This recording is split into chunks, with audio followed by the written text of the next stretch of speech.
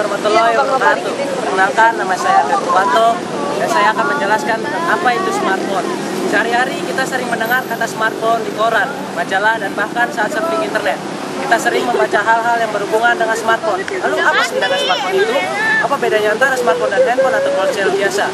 Dalam pengertian singkat, smartphone adalah sebuah device yang memungkinkan untuk melakukan komunikasi seperti telepon dan SMS. Juga di dalamnya terdapat fungsi PDA, personal device assistant, dan berkemampuan seperti yang layaknya seperti komputer.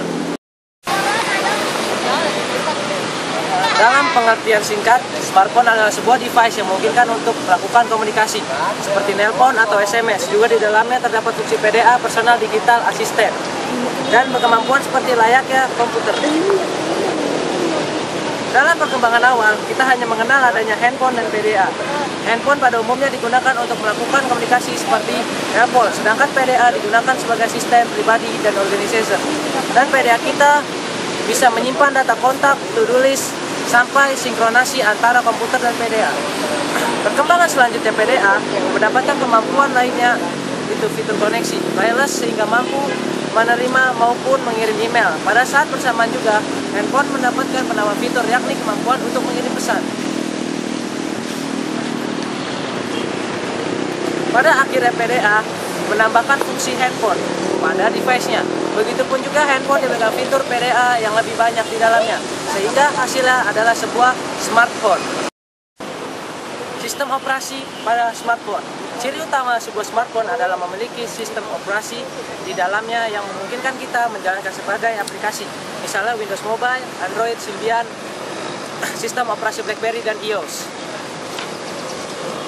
Software atau aplikasi. Sebuah software selalu dilengkapi berbagai aplikasi software yang tentunya ditunjukkan untuk meningkatkan produktivitas dan mendukung kegiatan sehari-hari, misalnya Doc2Go untuk membuat dan mengedit dokumen Word di smartphone.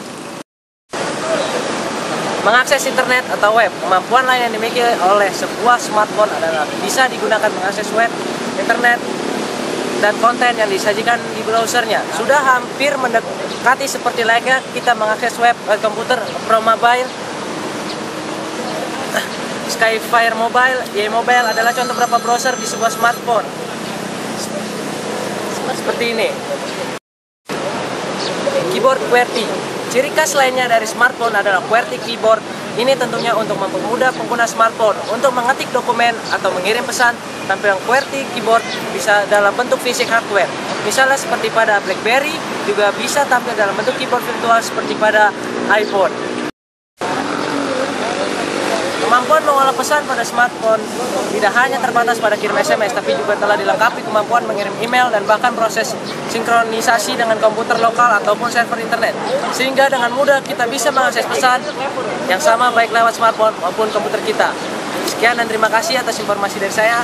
Assalamualaikum warahmatullahi wabarakatuh.